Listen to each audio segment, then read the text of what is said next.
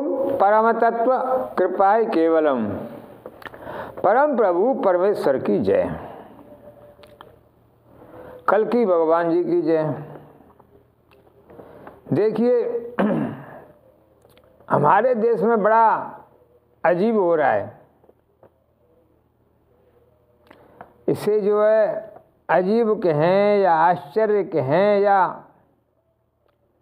या इसे ये कहा जाए कि पाखंड कहें, या इसको ये कहा जाए शर्म की बात है बहुत ही ज़्यादा कि हमारे देश में शास्त्र नहीं पढ़े जा रहे। सनातनी जो शास्त्र नहीं पढ़ रहे, ये ऐसे सनातन के नाम पर बहुत बड़ा जो है काला धब्बा कहा जाए या क्या कहा जाए, देख लीजिए आप जो है। तो इसी के संबंध में इसरो के प्रमुख ने क्या कहा है सुनिए। देश ये अखबार में ही तुम्हारे 21 नवंबर 2022 को, नहीं 21 नवंबर 2015 को है ये, 21 नवंबर 2015, ठीक है।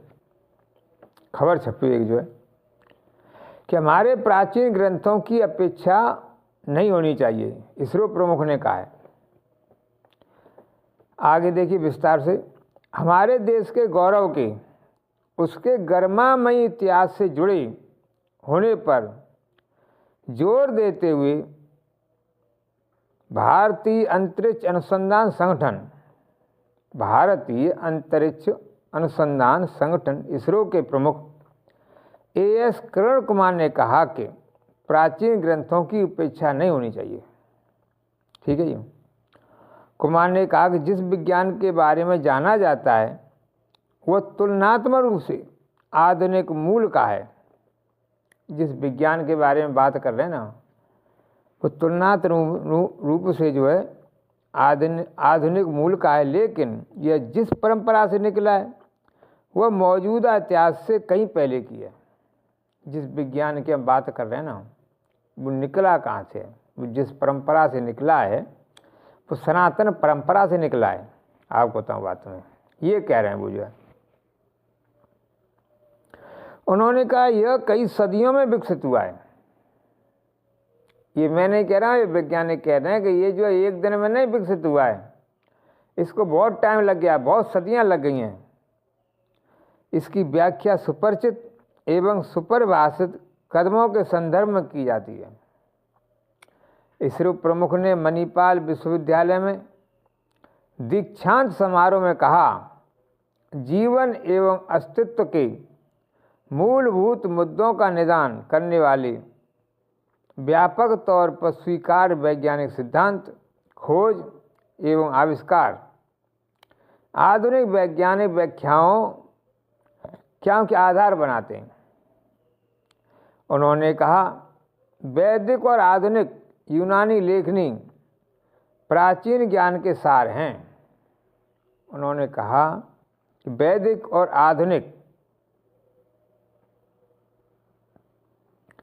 यूनानी लेखनी जो है प्राचीन ज्ञान के सार हैं। मतलब वैदिक में जो लिखा हुआ है, वैदिक आधुनिक और जो भी यूनानी लेखनी है जो है वो ज्ञान का सार है, उनमें ज्ञान भरा हुआ है, ये है मतलब।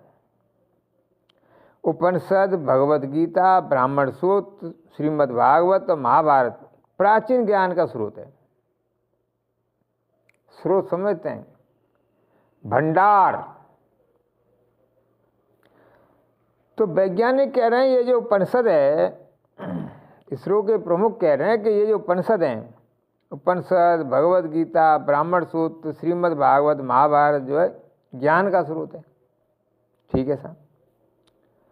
कुमार ने कहा हमें अपने प्राचीन ग्रंथों की उपेक्षा नहीं करनी चाहिए। अगर हमने इन्हें सत्यापित किया, अध्ययन किया, उचित ढंग से शोध किया गया तो इनसे महत्वपूर्ण ज्ञान की प्राप्ति हो सकती है। उन्होंने ये बात कही है। परंतु हो क्या रहा है साहब, मूर्खता की पराकाष्ठा देखो कि महाभारत को तुम इसलिए नहीं पढ़ते, बोले महाभारत है जाओ, अजीब बात है भाई। महाभारत पढ़ने से महाभारत कैसे जावे बताओ।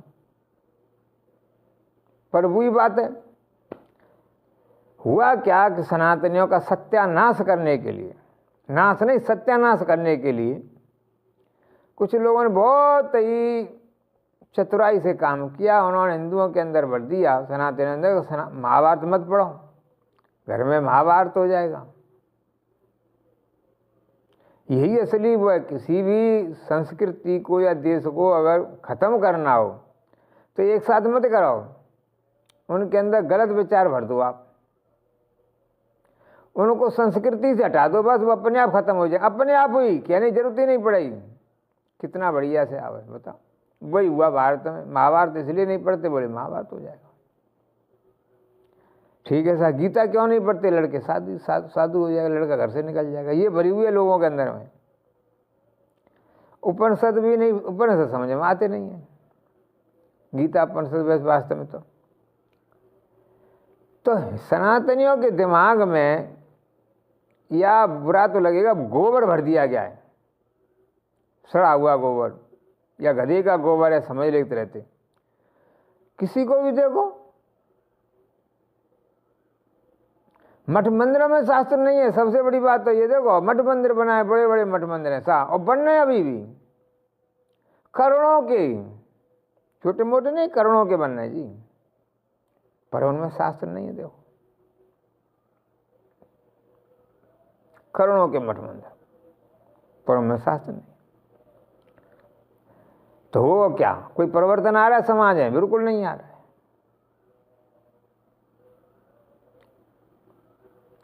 उसका कारण यही है कि हमारे जो सनातन धर्म के जो ग्रंथ हैं उनमें क्या लिखा है जनता को मालूम ही नहीं है।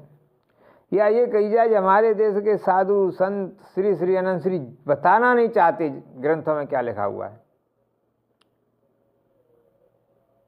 ये है ना, बताइए। और अब स्थिति इतनी खराब हो गई है कि अगर कोई व्यक्ति हमारा जैसा गीता की सही सही व्याख्या करे तो जनता की समझने क्षमता ही नहीं रही है, साधुओं की भी क्षमता नहीं है। अब तो हालात ये इतने खराब हो गए कि 90% साधु ऐसा है जो गीता को समझ ही नहीं सकता, कोई समझ आवे तब भी, और साधु बने बैठे हैं। महंत महामंडलेश्वर जाने कौन कौन सी डिग्री लगा रखें, और उनके साथ मगर गीता पे अगर चर्चा चल जाए तो उन्हें उल्टा ही समझ में आएगा। सच्चाई है देखो। अब इसके लिए दोषी कौन है बता पे? ये ना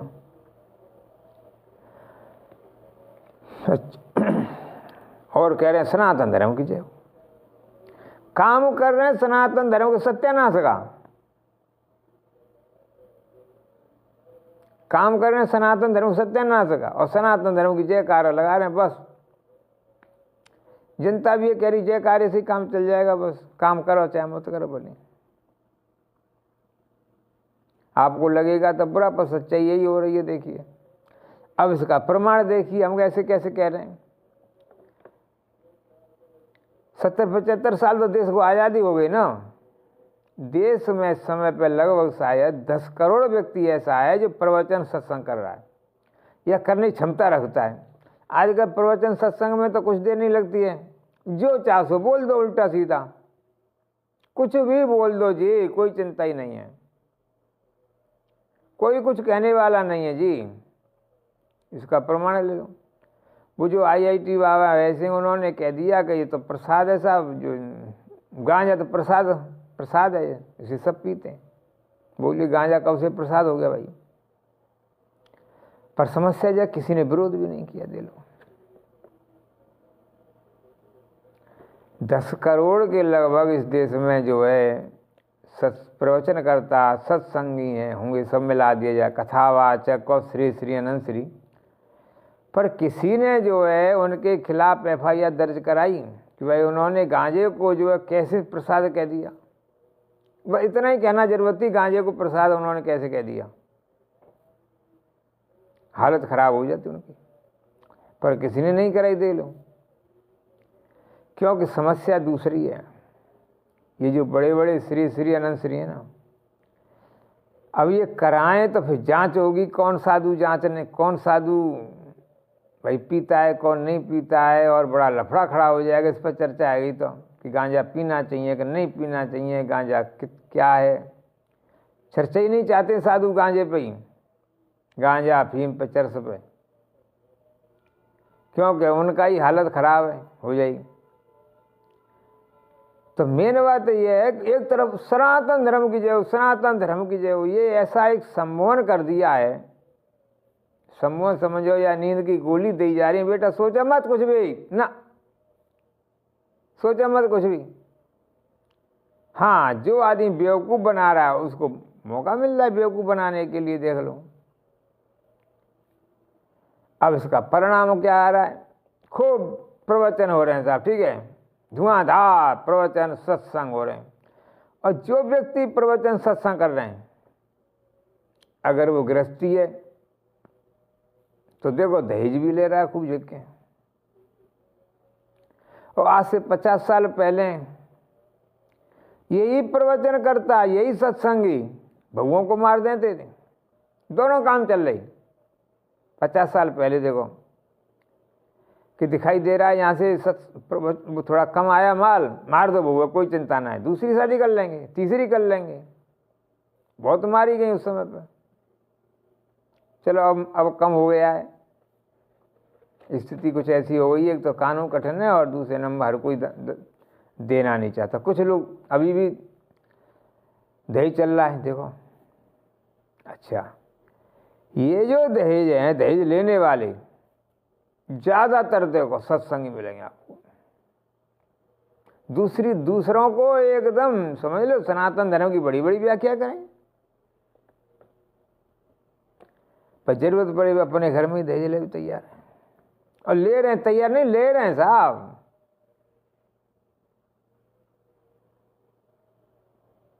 बताइए, देश सनातनीय के नाम पर कलंक नहीं है दहेज, तो बताया कोई मालूम।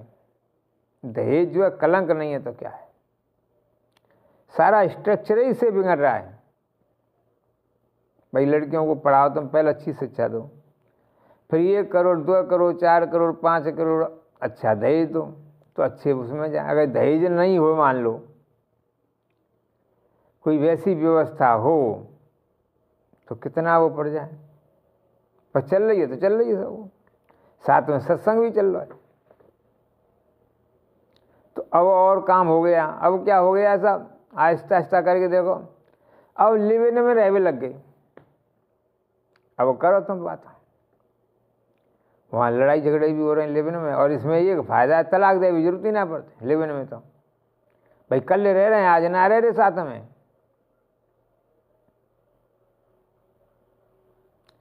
पहले इनको वो कहते थे, एक अलग नाम था, जो लोग लिव इन में रहते थे, रखेल। जो लड़कियां जिस पुरुष के साथ में रहती थी उन्हें रखेल कहते। अब रखेल की वजह क्या नाम है, लिव इन। कितना बढ़िया नाम है, प्यारा, लिव इन में रह रहे हैं साहब। किसी से कहो तो उसकी फलानी रखेल है, बड़ा बुरा लग जाएगा, रखेल है। पर लिव इन बोल दो तो बड़ा प्यारा शब्द है साहब। और अब ये बहुत ज़्यादा संख्या बढ़ चुकी है लिव इन की, बहुत ज़्यादा।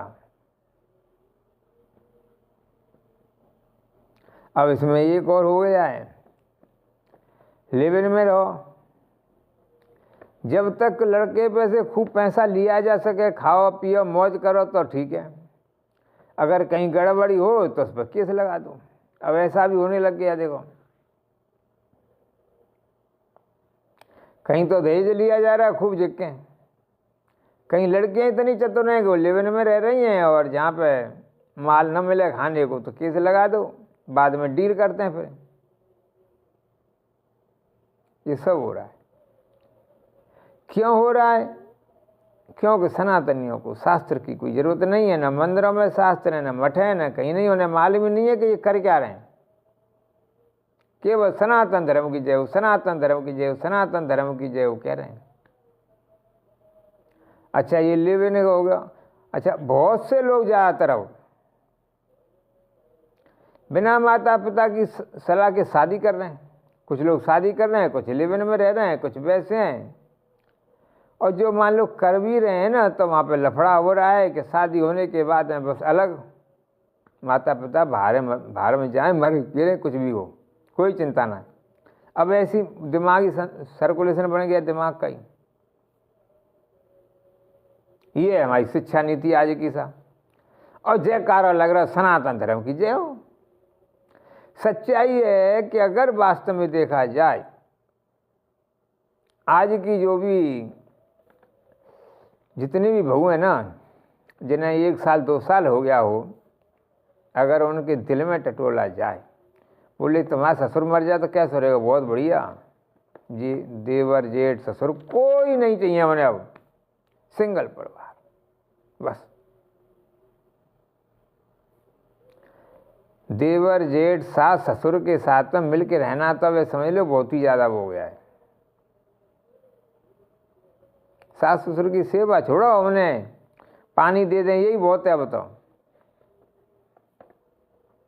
इसलिए देखो क्या है, कुछ तो घर पर ही डरा देते हैं, कुछ जो है घर से निकाल रही हैं। कारण उसका यही है, शास्त्रों को नहीं पढ़ा जाता। पर गजब की बात देखो, कथा पे कथा, कथा पे कथा, कथा पे कथा, कथा पे कथा, कथा पे कथा है रही है। ऐसी कथाएं हो रही हैं कि समाज में कुछ बढ़िया होने की बजाय अब समाज का पतन होते चले जा रहा है। किसी को नहीं मालूम है हमारे देश के जितने साधु संत हैं ना, इन्हें अगर पूछी जाए कि साधु महात्मा संत में क्या अंतर है, 99% की हालत खराब है जी, 99% की। अब जो है साधु महात्मा संत तत्वज्ञानी किसे कहते हैं? पर महामंडलेश्वर बन गए, अखाड़ों ने बना दिए। अब इसे क्या कहा जाए बताओ। ये जो है, ये जो महामंडलेश्वर बन गए, ये बन गए, इन्हें मालूम ही नहीं है कि दिव्य शब्द कहाँ लगाया जाता है, दिव्य शब्द का क्या अर्थ है, दिव्य क्या क्या भाव है। बस अनाप शनाप कर्मकांड में दिव्य शब्द लिख दिया साहब कि दिव्य भंडारा। पूजा पाठ कोई जैसे मान लो ज्यादा हो गए, दिव्य पूजा पाठ, कहीं भी कुछ भी लिख दो, अपना धंधा चलना चाहिए, बस चल रहा है काम है। अब तो समाज इससे भ्रमित हो रहा है। अब देखो, हाँ थोड़े दिन के लगता है दिव्य पूजा पाठ, दिव्य ये, दिव्य भंडारा, याद है तुमने क्या हो गया, बड़ा अच्छा लग जाता है साहब।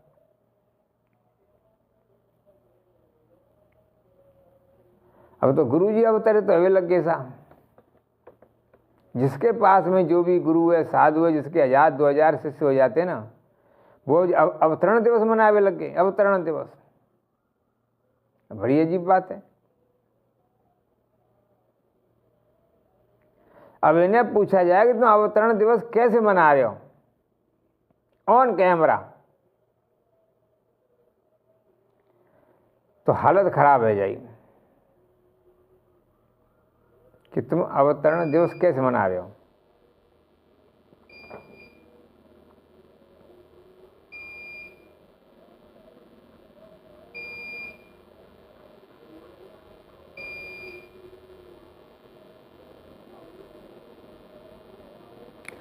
तो मेन बात ये है, अवतरण दिवस आप कैसे मना रहे हो ना, इन्हें पूछा जाए तो हालत खराब हो जाएगी।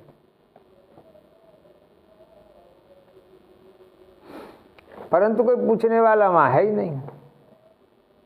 मामला तो ये है ना, वहाँ पे कोई पूछने वाला है नहीं, काम चल रहा है उनका।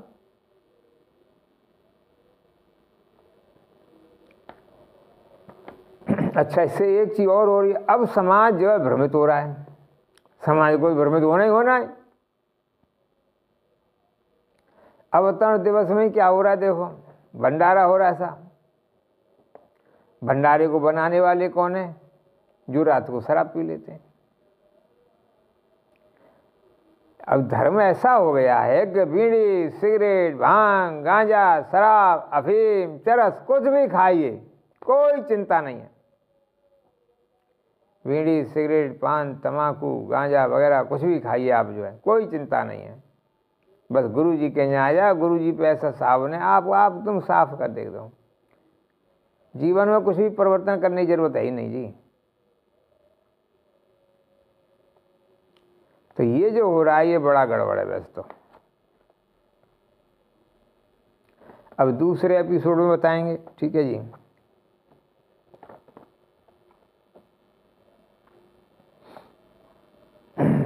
वीडियो को लाइक करें, कमेंट करें और इसको जो है सब्सक्राइब करें।